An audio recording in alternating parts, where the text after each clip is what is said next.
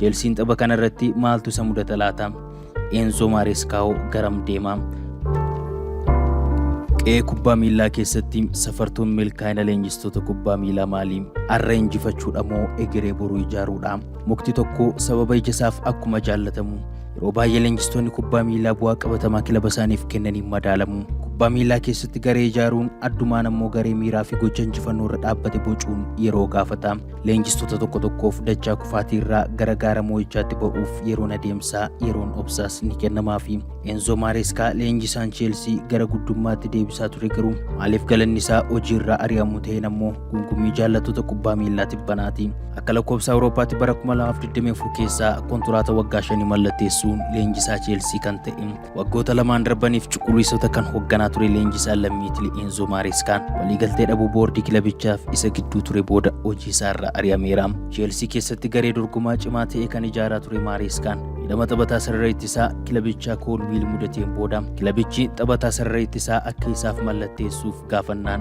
deebiin arganne. Inumaa boordiin kilabichaa faallaa fedhii Maresca adeemuun giteensiin mallatteessanii taphoota Marescaan hoogganuun Chelsiin taphate 92 keessaa kilabichi 55 injifateera. 16 immoo qixaan xumuree taphoota 21 ni mo'ame. Leenjisaan kun bara dorgommii Premier League England 2024-2025 tti Chelsea dorgomaa jabaa ta'e ijaare. Liigichas sadarkaa arfaffaatiin xumuruun hirmaannaa Champions League argate. Waancaa Conference League Awurooppaa fi waancaa kilaboota addunyaa mo'achuun baruma darbe keessa waancawwan gurguddoo lamas Chelsiif gumaacheera. Dhiyeenya Champions Leaguetiin garee isaa waliin Barcelona 3-0 kan mo'ate. Garee jabaa Premier League England amma Arsenal waliin daqiiqaa 45 waliif taphataa 10 qofaan taphatee qabxii kan qooddate. Leenjisaa cimaa ji'a jechuun filatamuun isaa dhiyoo kan dhaga'amaa ture. Maaltu taanaan hojii irraa ari'amaan gaaffii jaallattoota kubbaa miilaa miidiyaa hawaasaa gubbaa oolee bulaa jirudha. Liigiidhuma Mikel Artetaaf obsaan deeggartoonni fi kilabni isaa waggoota lakkaa jiran keessatti araddaa Ruben Amorim fa'aa waa'ee egeree isaaniif kan yaaddoo hin qabne fakkaatanitti galata Maresca kanaan deebisuu caalaa cubbuu akkamiitu jiraanis yaada namoota danuuti. Deeggartoonni dhugaan kilaba isaanii jaallatan cuquliisonnis diraamaa qe'ee Chelsea keessatti hojjetamaa jiru kana duuba qaama jiru komachuu irraa of hin qusanne. Kabajaa fi jaalala leenjisichaaf qabanis wayita mul'isaa jirantu mul'ata. Leenjisaaf obsa dhabuun Chelsea faaraa miti duudhaadha.